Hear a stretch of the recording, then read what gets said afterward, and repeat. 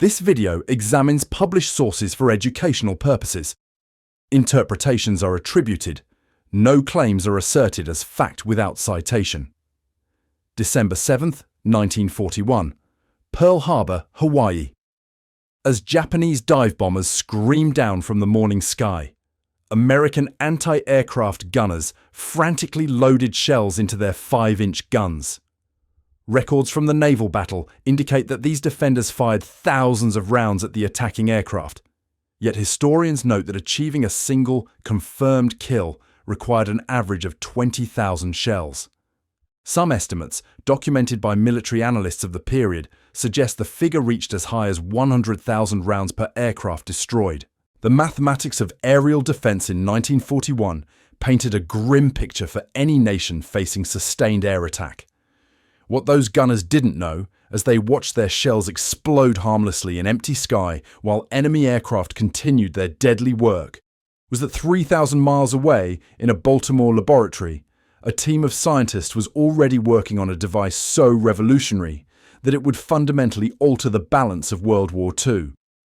This tiny mechanism, no larger than a pencil, would prove more decisive than entire armies, more strategic than massive battleships, and so secret that it was guarded with the same intensity as the Manhattan Project itself. Before we uncover today's secret from World War II, if you enjoy exploring the hidden stories and overlooked battles of history, please take a moment to like this video and subscribe for more untold wartime histories.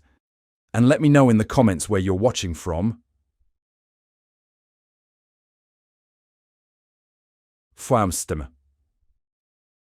Always amazed that these memories of the past connect us across so many corners of the world.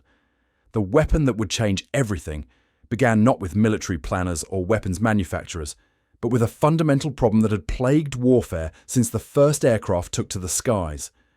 Published accounts from the period describe how traditional artillery shells relied on two basic types of detonation mechanisms. Contact fuses required a direct physical strike on the target, while timed fuses exploded at predetermined intervals, calculated by gunners before firing. Military historians have documented how neither system proved effective against the highly maneuverable aircraft that emerged during the interwar period.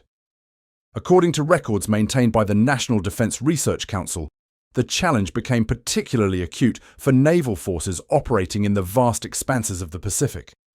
Ship movement combined with target speed created what military analysts described as nearly impossible firing solutions. Artillery officers noted in their reports that aircraft of the 1930s and 1940s could fly faster, higher, and with greater agility than their predecessors, rendering existing anti-aircraft defenses largely obsolete. The story of this revolutionary device begins in June 1940, when American military leaders recognized that improved anti-aircraft weaponry had become crucial for naval protection. Documents from the National Defense Research Council indicate that meetings between the NDRC and the Navy Department Council for Research, headed by Rear Admiral H.G. Bowen, focused specifically on the growing threat of airplanes to surface ships. Representatives from each group, including Captain Gilbert C. Hoover of the Navy and Dr. R.C. Tolman and Dr. C.C. Lauritsen of the NDRC, met to discuss recent developments that could address this critical vulnerability.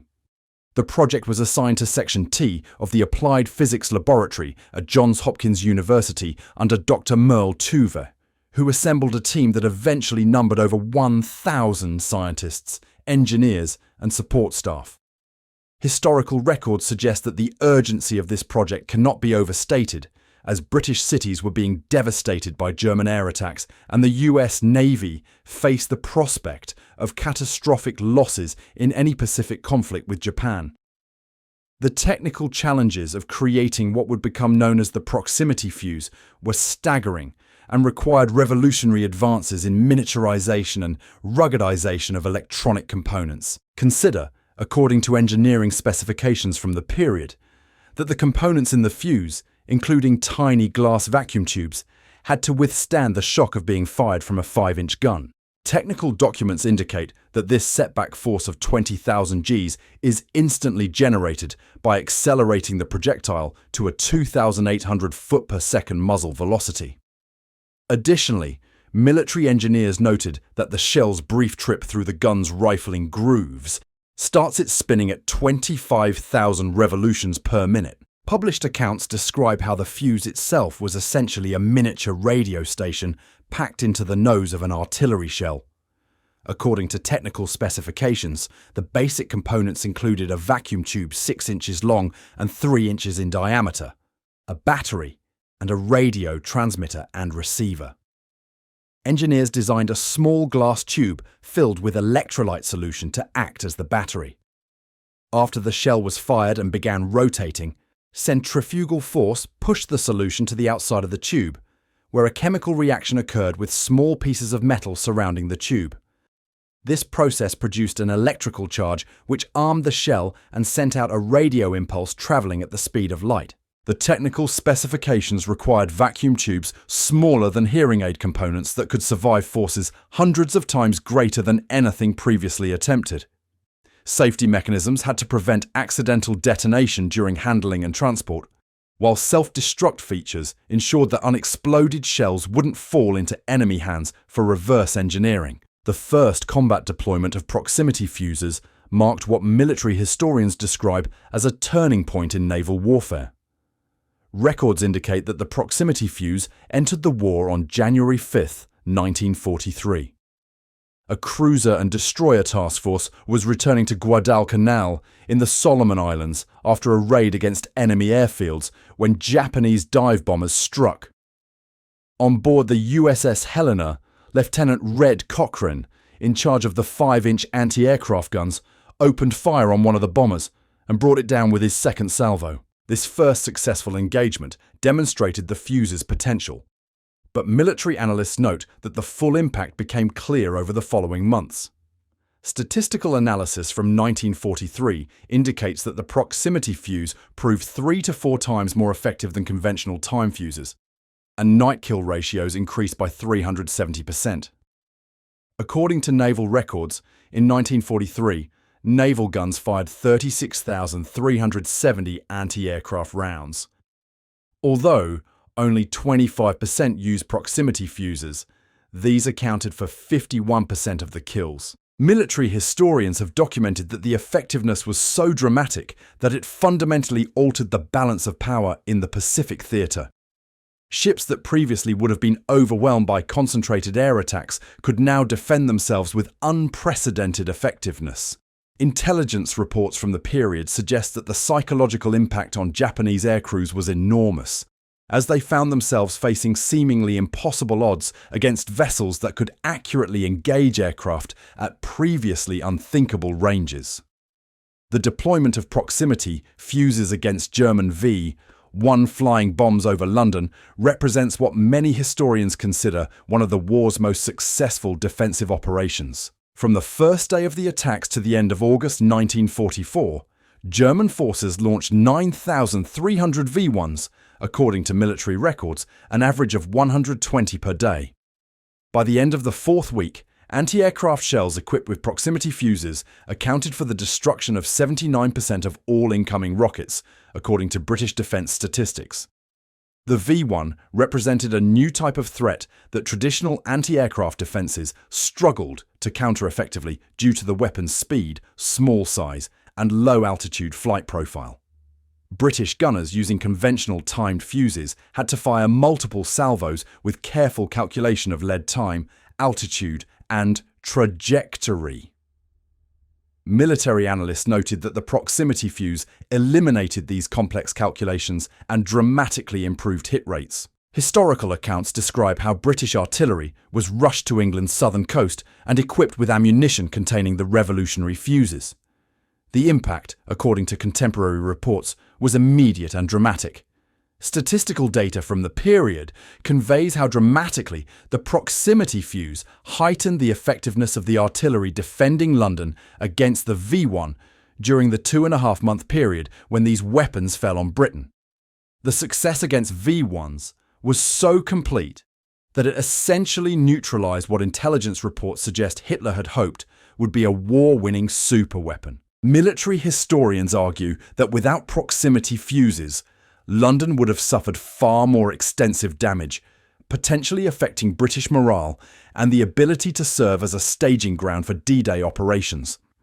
This revolutionary device would soon face its greatest test in the frozen forests of Belgium, where German forces were preparing their last desperate gamble to turn the tide of war. December 16th, 1944. The Ardennes Forest, Belgium.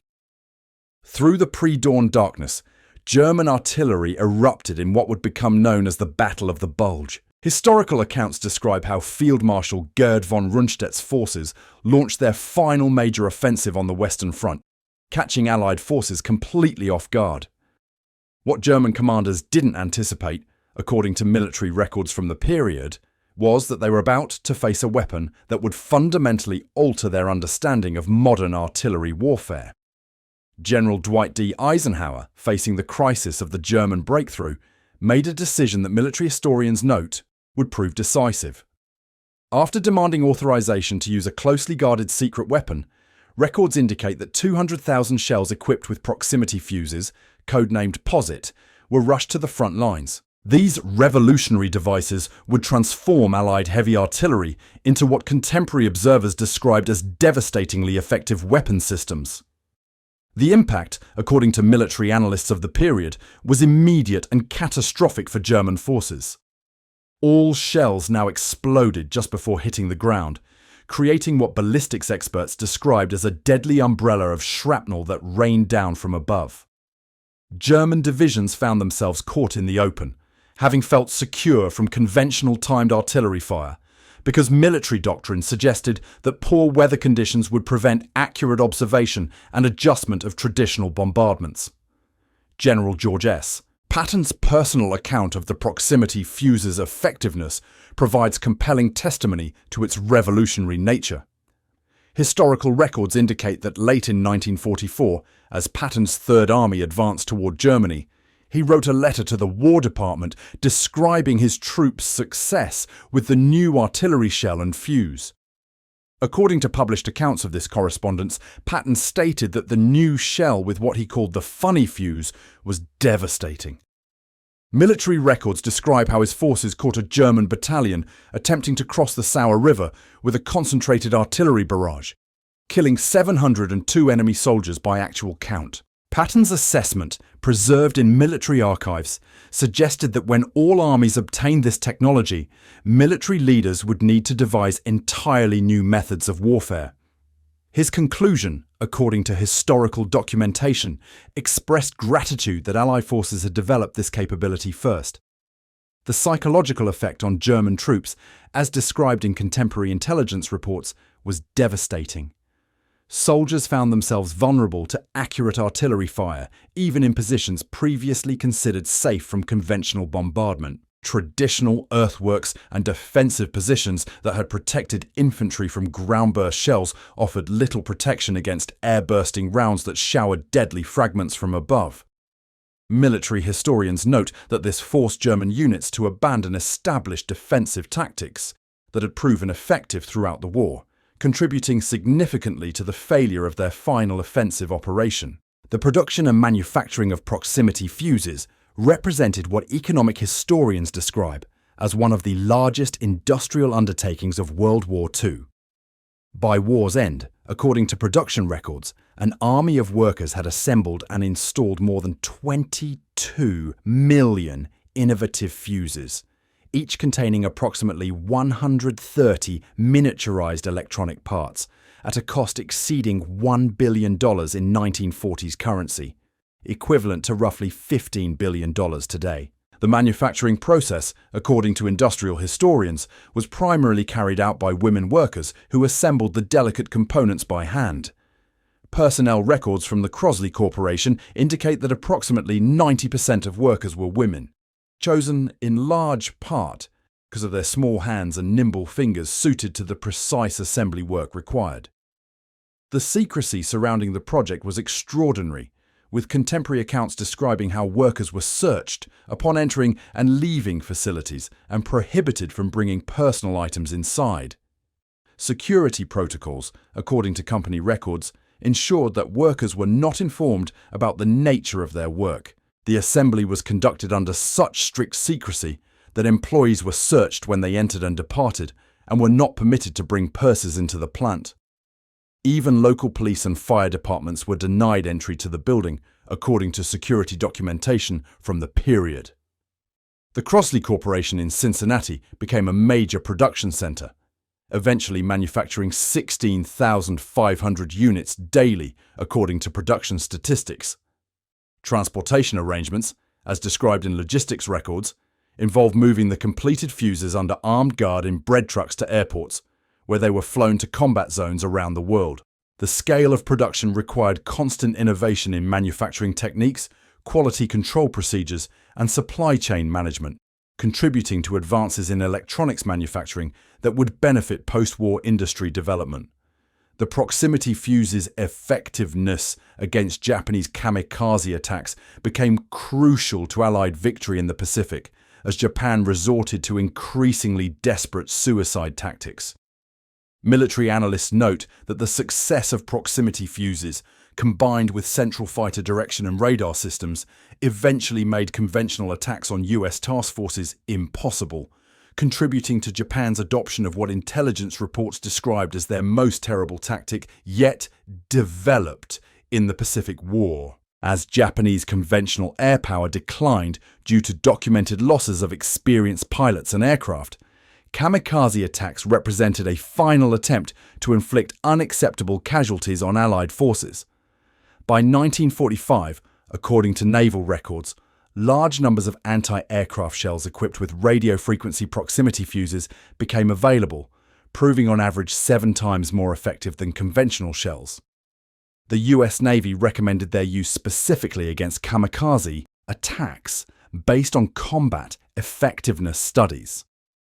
The psychological dimension of kamikaze attacks made them particularly challenging for conventional defenses, since intelligence reports indicated that pilots were committed to pressing their attacks regardless of defensive fire intensity. As the headquarters of the Commander-in-Chief of the US Fleet stated in April 1945, according to official documentation, the suicide attack represented by far the most difficult anti-aircraft problem yet faced by the fleet.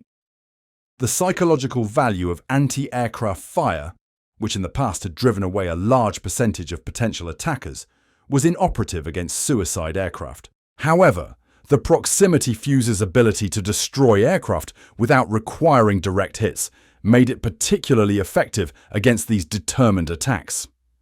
Statistical analysis suggests that the improved kill ratios achieved with proximity fuses likely saved thousands of Allied lives and dozens of ships during the final phases of the Pacific War, contributing significantly to the successful conclusion of operations against Japan. The wartime development of the proximity fuse accelerated advances in electronics miniaturization and reliability that would prove foundational to the post-war electronics revolution. In 1942, according to personnel records, James Van Allen joined the Applied Physics Laboratory of Johns Hopkins University, where he helped develop the required vacuum tubes. Historical accounts indicate that in 1955, after returning to Iowa, he designed scientific instrumentation that eventually flew on America's first successful satellite, Explorer 1. The instruments in those early spacecraft had to meet some of the same ruggedness and size requirements as those developed for proximity fuses.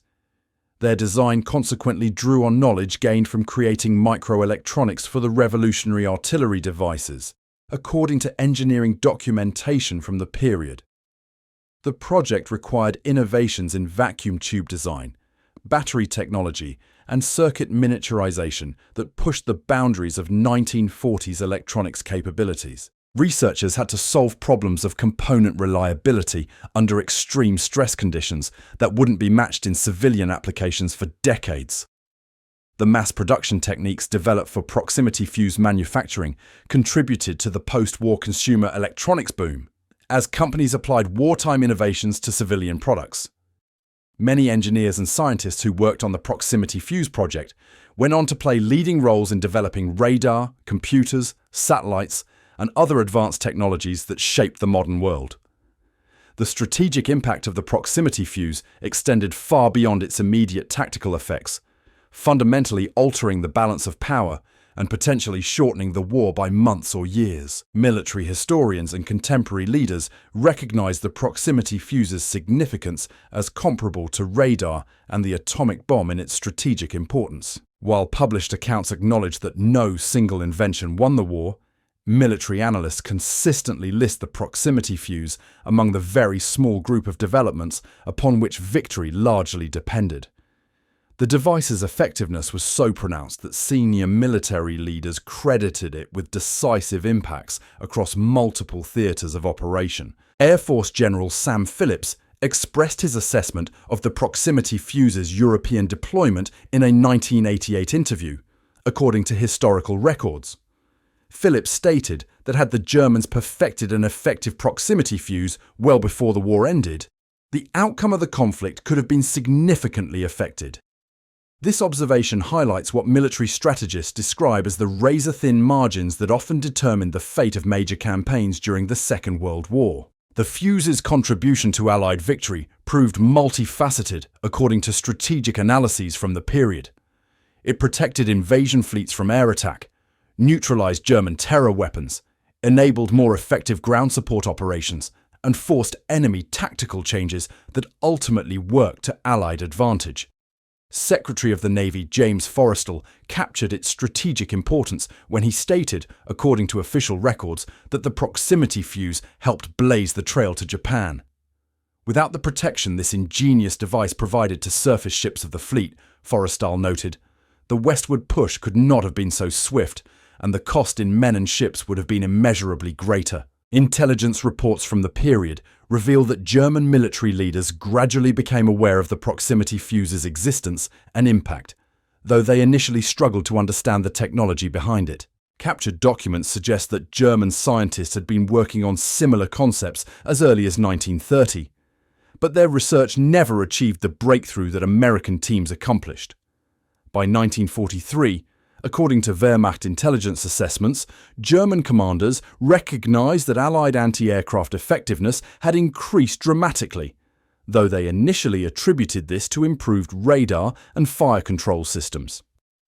The psychological warfare dimension of the proximity fuse proved as significant as its tactical applications, according to intelligence analyses from multiple theatres. German and Japanese forces reported declining morale among aircrew, as word spread about the new Allied capability. Pilots described facing what they termed invisible barriers of exploding steel that made previously routine missions into suicide runs. These psychological effects, documented in prisoner interrogations, contributed to the degradation of enemy air power even before direct combat losses accumulated. Production statistics reveal the massive industrial mobilization required to manufacture proximity fuses at the scale demanded by global warfare. Beyond the Crosley Corporation, historical records indicate that companies, including Eastman Kodak, Bendix, and General Electric, contributed to the manufacturing network. Each facility operated under strict security protocols that compartmentalized knowledge of the final product. Workers at individual plants often produced only specific components without understanding their ultimate purpose or destination. Quality control procedures, according to industrial documentation, required testing each fuse under conditions that simulated combat stress. This involved subjecting completed units to acceleration forces, temperature extremes, and vibration patterns that replicated firing from various artillery pieces. Rejection rates initially reached 30% as manufacturers learned to meet the exacting standards required for combat reliability.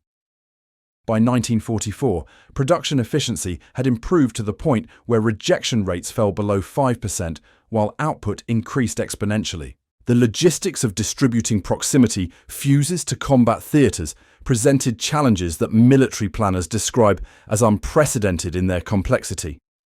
Security requirements meant that standard supply chains could not be utilized. Instead, according to quartermaster records, specialized units handled transportation, storage, and distribution of the devices. These units operated under cover identities and utilized civilian transportation networks to maintain operational security. Training programs for artillery crews receiving proximity fuses required careful balance between operational effectiveness and security concerns, according to military education records. Gunners needed sufficient technical knowledge to employ the weapons effectively, while remaining unaware of the underlying scientific principles that enabled their function. Training manuals, preserved in military archives, provided detailed firing procedures without explaining the radio technology that made the fuses work. Combat effectiveness studies conducted throughout 1944 and 1945 documented the proximity fuse's impact across different types of targets and engagement scenarios. Against massed bomber formations, statistical analysis showed that proximity fuse shells achieved kill rates 4 times higher than conventional ammunition. Naval engagements demonstrated even more dramatic improvements, with some actions recording kill rates exceeding 10 times those achieved with traditional time fuses. The fuse's effectiveness against ground targets during the Battle of the Bulge led to rapid doctrinal changes in Allied artillery tactics. Military manuals from early 1945 show revised procedures that emphasize the use of proximity fuses against personnel in the open, fortified positions, and vehicle concentrations. These tactical innovations, according to after-action reports, contributed significantly to the collapse of German resistance during the final months of the European campaign. Intelligence gathered from German prisoners of war revealed the enemy's attempts to develop countermeasures against proximity fuses. Captured documents describe experiments with radio jamming equipment and modified aircraft shielding designed to defeat the fuse's detection mechanism. However, technical analyses suggest these efforts proved largely ineffective due to the sophisticated frequency hopping capabilities built into the American design. The proximity fuse's deployment in the Pacific Theater required modifications to accommodate the unique challenges of naval warfare against determined kamikaze attacks. Engineering records describe how fuse sensitivity was adjusted to optimize performance against aircraft, approaching at high speed and low altitude. These modifications, tested under combat conditions during the battles for Iwo Jima and Okinawa, proved crucial to maintaining fleet air defense effectiveness. Medical studies conducted during the war documented the reduced casualty rates aboard ships equipped with proximity-fused anti-aircraft weapons. Hospital ship records show significant decreases in combat injuries related to air attacks once the new ammunition became available. These statistics provided compelling evidence of the fuse's life-saving impact beyond its purely military effectiveness. The economic implications of proximity fuse production extended throughout American industry, according to wartime economic analyses. The demand for miniaturized electronic components stimulated advances in precision manufacturing that would prove valuable in peacetime applications. Companies that developed expertise in micro-assembly techniques found themselves well positioned for the emerging electronics market that would boom in the post-war era. Research and development costs for the proximity fuse program, according to government accounting records, exceeded those of many other major wartime projects. However, cost-benefit analyses conducted after the war demonstrated that the investment paid substantial dividends in terms of reduced ship losses, decreased aircraft casualties, and shortened campaign durations. The mathematical calculations supporting these conclusions would influence post-war military procurement decisions for decades. International reactions to the proximity fuse's revelation varied significantly among Allied and neutral nations. British officials, according to diplomatic correspondence, expressed both admiration for American technical achievement and concern about the implications for post-war military balance. Soviet representatives, based on intelligence reports, sought technical details about the fuse design through various diplomatic and espionage channels, highlighting its perceived strategic value. The secrecy surrounding the proximity fuse began to lift gradually in late 1944, as military censors recognized the psychological warfare value of publicizing Allied technical superiority. Carefully managed press releases, preserved in media archives, revealed selected details about the weapon's effectiveness while maintaining security around its technical specifications. These revelations contributed to declining enemy morale as Axis forces realized the extent of Allied technological advantages. Post-war investigations revealed the full scope of the proximity fuse program's impact on both military outcomes and technological development. Congressional hearings in 1946 examined the project's management, costs, and results, providing detailed documentation of its contribution to Allied victory.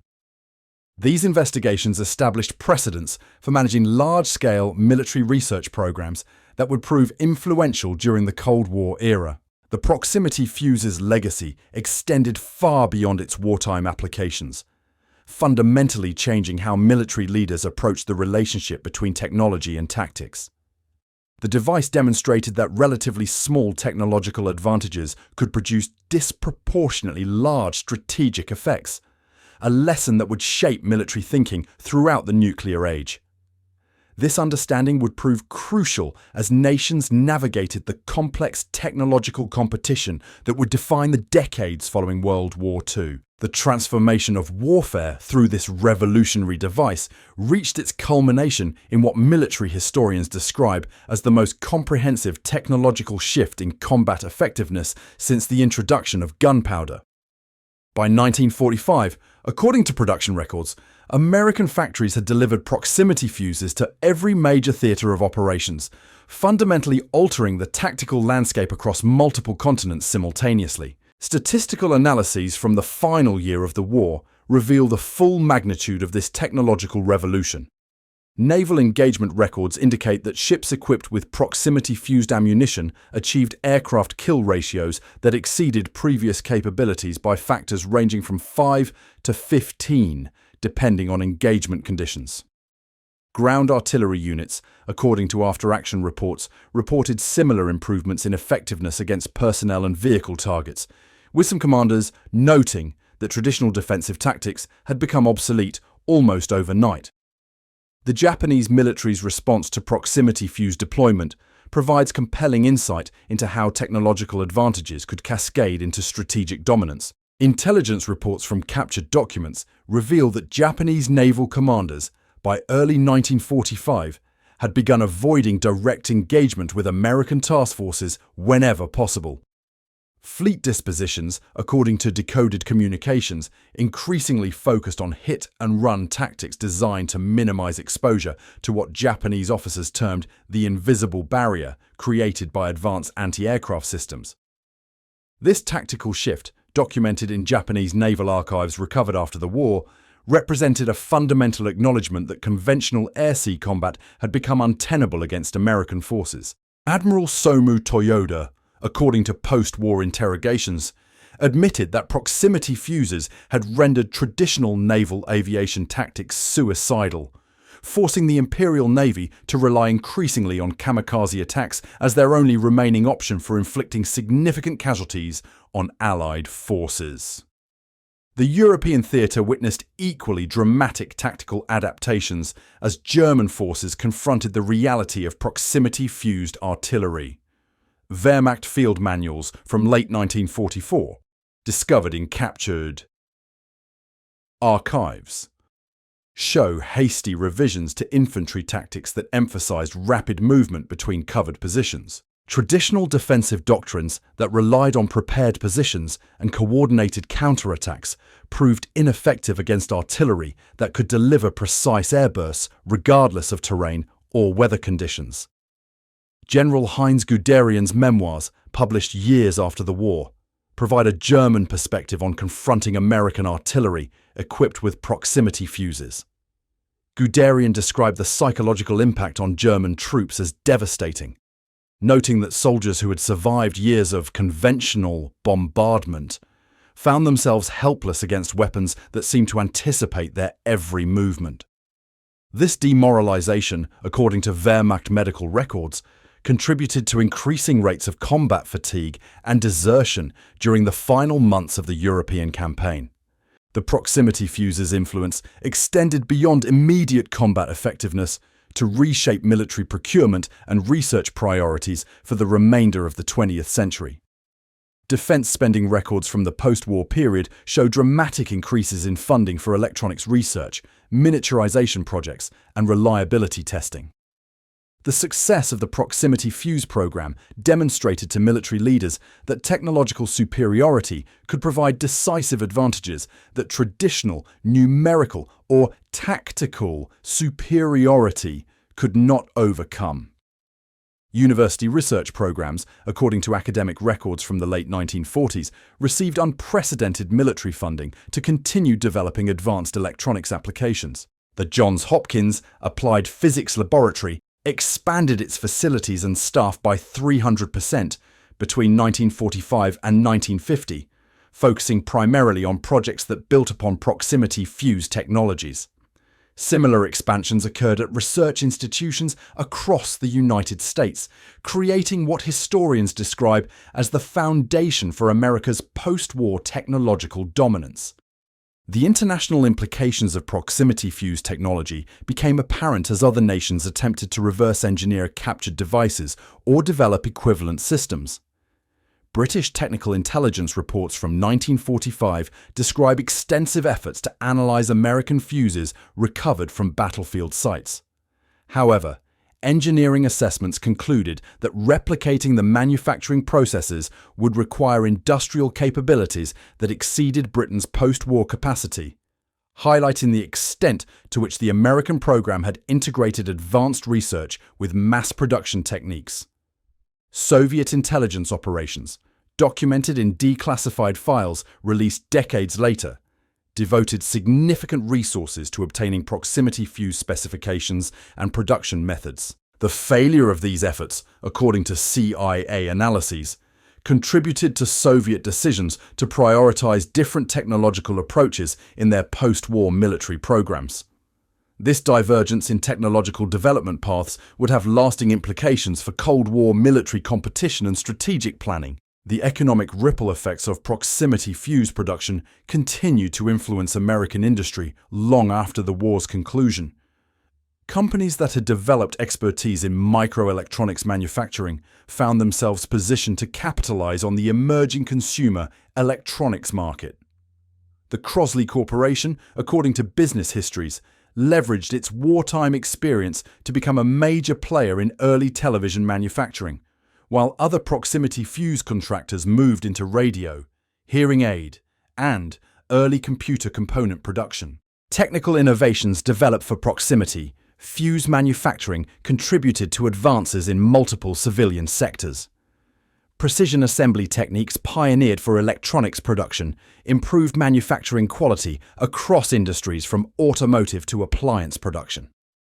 Quality control procedures developed to ensure battlefield reliability became standard practices in civilian manufacturing, contributing to the post-war reputation for American industrial quality. The medical applications of proximity fuse technology proved particularly significant in the development of early electronic devices for healthcare. Miniaturization techniques developed for artillery shells found applications in hearing aids, cardiac monitoring equipment, and early electronic prosthetics. Military hospitals, according to medical records, began testing electronic devices adapted from proximity fuse components as early as 1946, establishing precedents for military-to-civilian technology transfer that would characterize subsequent decades. Educational institutions incorporated proximity fuse development into engineering curricula, recognizing that the program represented a new model for large-scale technical projects. Massachusetts Institute of Technology, according to academic archives, established the first formal programs in systems engineering based partly on lessons learned from the proximity fuse program. These educational initiatives trained the generation of engineers who would lead America's space program, computer development, and advanced electronics industries. The story of the proximity fuse demonstrates how a device no larger than a pencil fundamentally altered the trajectory of World War II. From Pearl Harbor's ineffective anti-aircraft fire requiring 20,000 shells per kill to the revolutionary effectiveness that destroyed 79% of German V-1 rockets over London, this tiny mechanism transformed warfare itself. Military historians consistently rank it alongside radar and the atomic bomb as one of the few technologies upon which Allied victory largely depended. The legacy extends far beyond its wartime applications. The miniaturization breakthroughs, manufacturing innovations, and systems engineering approaches pioneered for proximity fuse production laid the foundation for America's post-war technological dominance.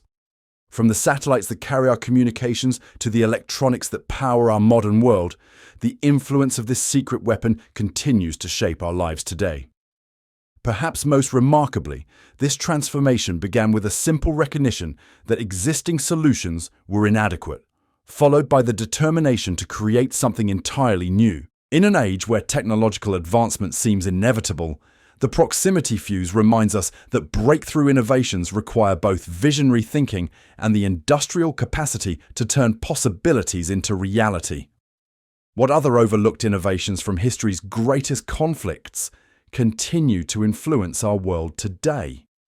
Share your thoughts in the comments below, and if you enjoyed uncovering this hidden story of World War II, please like this video and subscribe for more untold histories that shaped our world.